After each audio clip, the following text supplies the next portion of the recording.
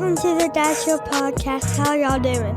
Today is part 3. I mean, I hate to hear that their dad left them. Right. But I'm so proud of you for stepping up and stepping into that position and loving them and taking the extra effort to, fight those battles. Because I'm assuming at first it was not easy for them to accept you or even open up to you because they didn't want to open up, and then you just hit the road too. Especially the daughter. I said the daughter. My daughter, when I first started coming around, I couldn't come around without her bringing up her dad because it's all she knew. Yeah. And so it don't matter if I'm joking and playing, if I do something funny, if I'm hugging her mom, she's like, "Mom, I miss my dad." Like that was the answer. But our son, he was still waiting on his dad. He still had an attitude like, "You're not my dad," And the crazy thing is, I would say probably just last week, he called me Pops for the first time. Wow. Since he know me, he's called me Mr. Casey. But he called me Pops for the first. He said, "Pops, can I get on the game?" I say, "Listen, you can get on the game 2 times." Say it again, you can get on 3. I can see him being comfortable, him letting his guard down and opening up. Yeah. And we have very intimate conversations that normally boys won't have with their fathers. You know what I'm saying? But because of I already had to practice with my sons, I knew how to kind of reel him into a place of him knowing that he's safe. Yeah. And that speaks volumes for you as a man and as a Christian man to, it'd be easier for any man to say, "Okay, go get your dad. I'm out." Right. You know what I mean? Or, just because the rejection portion of, those little things hurt, but you as a man and man, I like I said, I'm not just saying that as I'm proud of you for sticking in and being there, because that's huge, man, to fight that battle. And then you gain their trust, and now showing them as much love and compassion and Christ's love on top of that, man, it is so big in a way that they're going to grow up and what they're going to see and what they're going to seek through the rest of their life because of the difference that you've made in them. It blessed me because they both have said, "I want my last name to be Casey." Wow. And that's awesome, dude. Because they look at mom, and mom's last, she's got my last name. And the daughter's like, "I don't want nothing different. I need to be just like mom. That's dad. I want my name Casey." And the son came to me. He said the same thing. He said, "Mr. Casey, what do you think about me changing my last name Casey?" I said, "Listen, I talked to your mom about it, but I would be honored." Yeah. And so I believe by God's grace, he's taught me a little bit and it's rubbing off. By God's grace, I'm doing something right. Isn't it so cool, man, to see, like, when you were going through all this stuff, through your divorce, through the move to Georgia, through your time on the streets, through coming to Christ, and all these trials and tribulations and everything, like, you're like, "Man, why, God? Why? Right. And now you're on this side of it. Isn't it so cool to see and thank God for everything that you've been through? It makes sense when God says he works all things to the good. And so I may not have understood the process at that time, but seeing what he worked to the good from that process and how I can better father. And I got this confidence, Ryan, and I don't mean this in a boastful way, but because of what I've allowed God to invest, I believe I can father anybody. Yeah.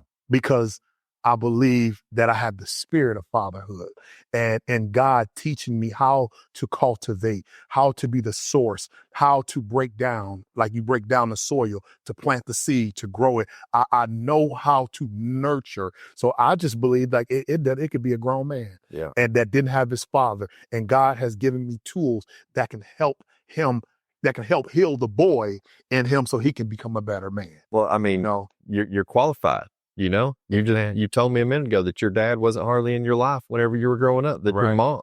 So why would I want to go to somebody that's had their dad all their life and knows what it's like to have him at home every single day? Right.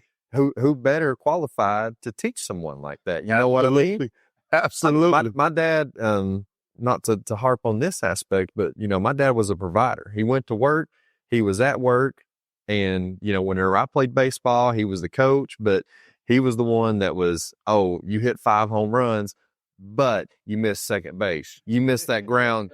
or, you know, you know what I mean? Like, Right. picking out, like you said, all the positives. Right. He picked out the negatives because he thought pointing out my negatives What's going to make you better. is what's going to make me better. I already know how to do this stuff good. Right. But pointing out them negatives, and man, I tell you what, that's affected me my whole life. Listen, I learned this.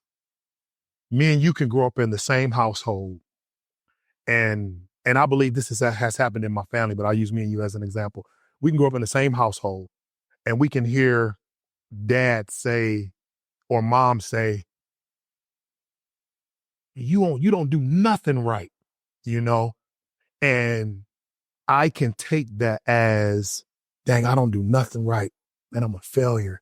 I'm not never going to be nothing. Like I can go down that rabbit trail.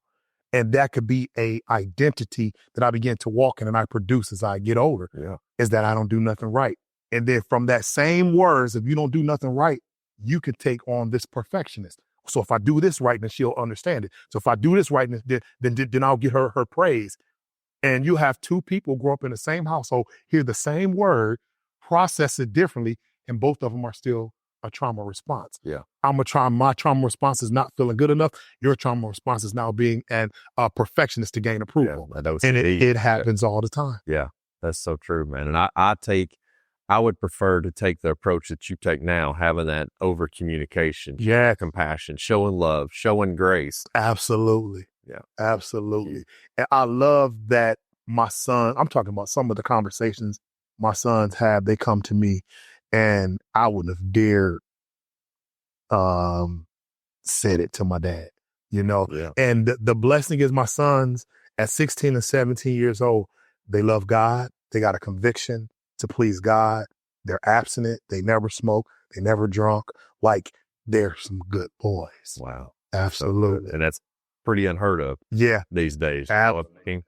And I mean, they're teenagers. They're going to fail. Yeah. You tell me not to touch that hot plate. Well, I'm going to touch the hot plate just to make sure you're telling me the truth and learn from that mistake. Mm-hmm. That's how I grew up, was you could tell me anything, but I'm still going to do it. I learned by bumping my head. Yes. Yeah, exactly. Okay. That did put a knot on there. I probably don't want to do that no more. So we talked about your kids, man, you being a dad and your history and everything growing up. I want to just let's touch on and help men be better husbands in their household. So, Gotcha. So what's a couple of things that you are sure to do with your wife to show her that, you know, show her love or show her that you're there for her, show her that you're not going to leave. Just like I assume that just like the kids, your wife has that brokenness as well. Yeah. And so how did you go the extra mile to show her that I'm here to stay, babe? I'm fighting. Let's go. Well, first, my wife, we both heard from God that was my wife and I was her husband. But like you said, because of how she was raised, because of the traumatic experiences, because of how the men were in her life, she was a runner. And she always testifies this. When we were dating, she broke up with me like 4 or 5 times. Oh my goodness. And being a person that dealt with rejection, that was hard. Yeah. But God really used her breaking up with me to cause me to heal from rejection. But I would tell her, I'm like, listen, I'm not going nowhere. I don't care after you run. Because she was a runner. So when we had conflict or things didn't look like it was supposed to be, or even when God used me to trigger some of the wounds that she still had because he wanted her to heal, she didn't know that it was God at the time. She looking at that, you bringing problems. And so she wants to run, and she wasn't running to a man. She was running to be by herself. She was running to safety. Yeah. Harboring it. Yeah. Exactly. Yeah. And so no matter how much she ran, I would always profess to her, listen, I ain't going nowhere. God told me you my wife. I done went to God a couple times like, Lord, is you sure? Yeah. Because this don't seem right. I said, God never changed his mind. He put that stamp on. Exactly. So since he don't change his mind, I'm not changing my mind. And so I just stood on business, as they say in today's age. I stood 10 toes down and I listened to her, and I still listen to her to do everything I can to make her feel safe, to make her know that I'm not going nowhere, to allow her to understand that she's no longer in a place of she's doing things on her own or by herself, that she has help and that she doesn't always have to figure things out because God has graced her with the man with the vision. And one of the greatest assets for me as a husband, and I believe that every husband can benefit from, is we have to stay intentional about our whys.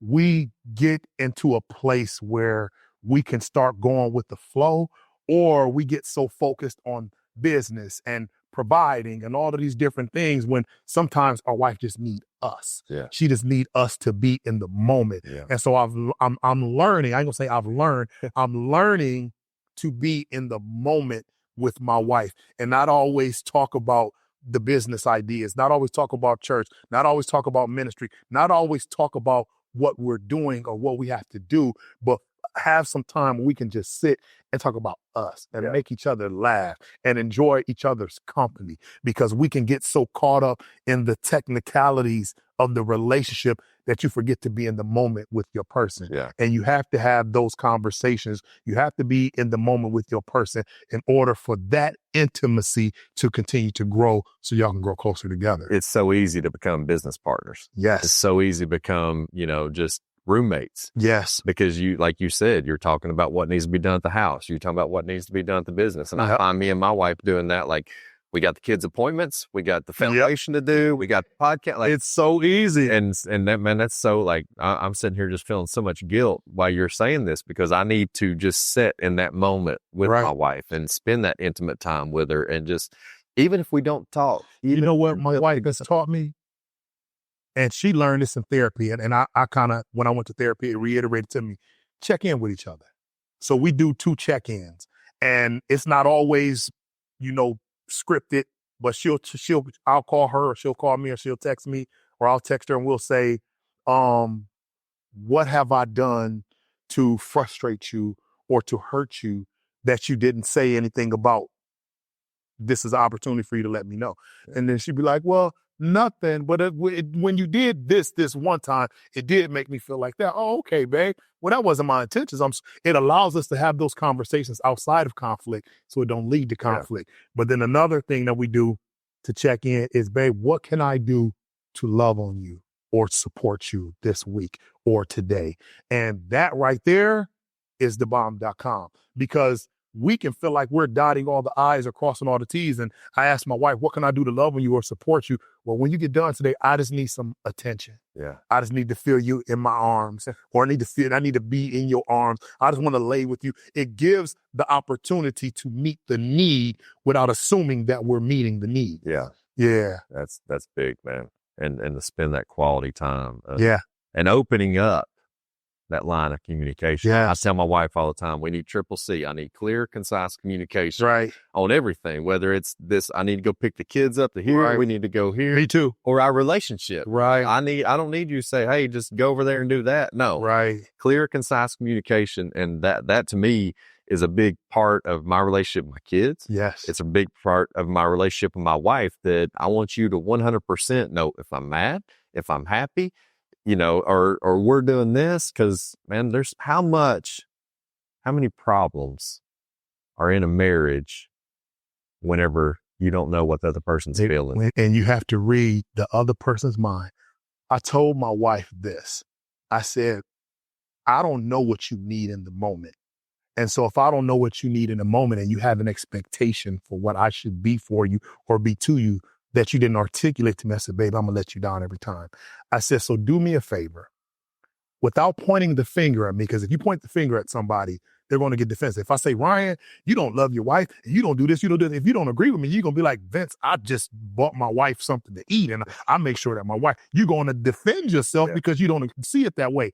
And so one thing that I told her that works for me is, tell me how you feel and what you need without pointing the finger at me. And so it changes her language into, I need some attention.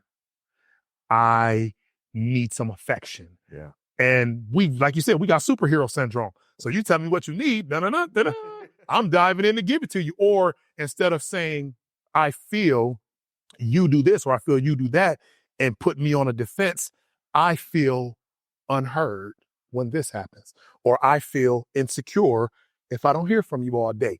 It attaches a feeling to how you actually feel versus you telling me what I'm not doing, and it's not my intention to not do it. I don't know that I'm not doing it, but it gives me the opportunity to do it. Exactly. Without conflict. And like you opened up to your sons and let them have that open free space to speak, and and still you weren't supposed to get defensive, but you did. It's so easy to want to defend that, but man, whenever it's pointed out and you learn from that, like, to grow constantly from that is big, and the potential to continue to grow. Like, just because you had this conversation 6 months ago doesn't mean you don't need to have it again. Right. Because we change. We're, ebb and flow the whole way through. So I may have been doing something that you pointed out then. Well, I may be doing something else now, or not doing something that you need to point out, and I need to re-click.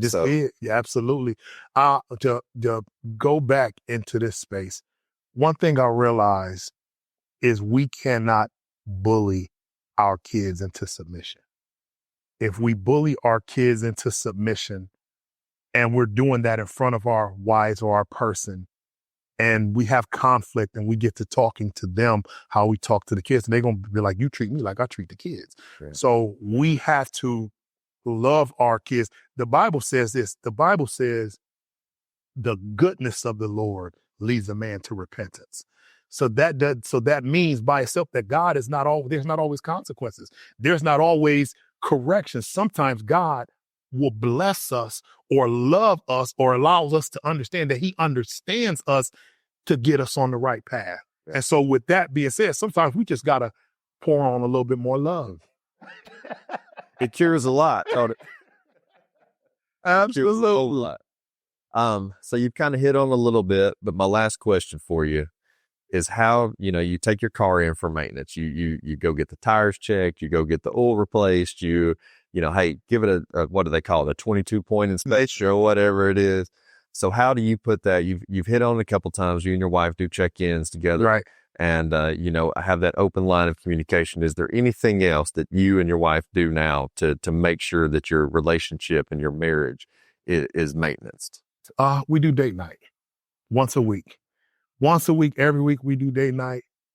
Even if we had a disagreement or we got upset while we getting dressed, we're going out on this date night, because something about when you get dressed and you being intentional and going out with each other, it's a different atmosphere. Sometimes the atmosphere of your house isn't conducive for the connection. Yeah. And so you have to, if this is the plan outside of checking in and doing all of those things to be intentional about your person, keep dating them. Yeah. Keep dating your wife. That's huge. Absolutely. We only get one. Our kids go through so much stuff and the foundation, just so much work that me and my wife put date night off, because we're like, hey, that's something that can wait. We need to get this taken care of, or they need to have this surgery, or need to have this. Right. And we put that off. And dude, every time that we go out, we're like, we need to do this more. Yes, spend more time. Absolutely. That's really huge. And I like to eat. My wife likes to eat. And so a lot of our date nights end up at a restaurant, but my wife is so spontaneous. She actually just booked we just went to a place called Twisted Painting or something like that. And you bring a bottle of wine and we painted 2 different canvases, but when we put it together, it was one. So she'll book that. She'll book massages. She'll go to an escape room. Like, she likes experiences. Yeah. And so I love that she brought that to the table, because I've always been a person that goes with the flow. Yeah. And I'm spontaneous. Like, I'll out the blue say, let's go to Dave & Buster's and play all the game. Yeah. I'm very spontaneous, but she's very intentional. She's very planned out. And so I had to tell her, like, listen, don't be so mad at me if I don't plan, baby. That's your strength. Yeah. Make the plan. I'm going, That's exactly. But even with that, I still have to make sure that I do plan sometimes, because it allows her to feel pursued. Yeah. And know that there is intentionality in that aspect as well. Yeah, that's me and my wife 100%. I'll be like the one, hey, let's go do this. She's like, well, hold on, is it on the calendar? No, it's not. Well, we're going. Right. And you need some of that spontaneity sometimes. Yes. Yeah. That's what makes y'all fit together. Figuring that out. And we could go down a rabbit hole, and I'm not going to, like, figuring that out together. Like, what, like, hey, we're going over here. I don't know what's going to happen, but we're going to figure it out. Right. That, I can't even think of the word, but you all together, getting together and figuring it out, what's going to happen, or just like letting go. Right. Just having no care in the world, and whatever happens. Right. That right there too brings a lot of, closeness. And you saying figuring it out together, I realized one of the biggest challenges that I had with my wife was when we got together, I was very independent. So like I said, I grew up in a household with just mom, no dad. So I cook, I clean, I pick the kids up from practice, I do the laundry. Like I take care of me. Yeah. So she comes into the picture and she prides herself in doing these things. And I got me. And she's like, well, what do you need me for? You know? And so I had to start relinquishing some of those things to her or figuring out how we could do it together. But then also because she's so good at that aspect of it and doing some of the administrative stuff, it's even more serious that I have to be intentional about loving on her, about massaging her feet, about taking her out. Because if not, then she's going to feel like she's doing all of this stuff for me, but I'm not pouring into her cup. Yeah. She's become the administrator of everything, but where is she getting her love from? Yeah. You know? That's huge, man. Yeah. That's real big. So real quick, these, tell anybody that's listening, because, man, I'm fired up just being in this room talking to you for the last hour. Likewise. And so, man, I want other people to feel that as well. So is there anywhere on social media that people can find or reach out?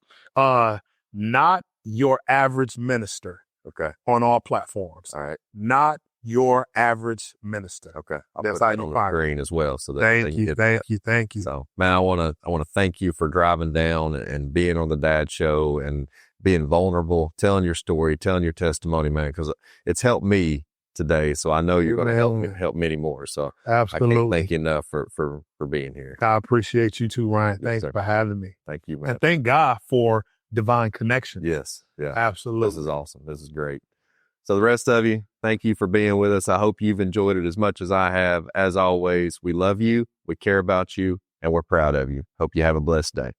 Thank you for listening to the Dad Show podcast. Thank you for listening to the Dad Show podcast. Please like, review, and subscribe.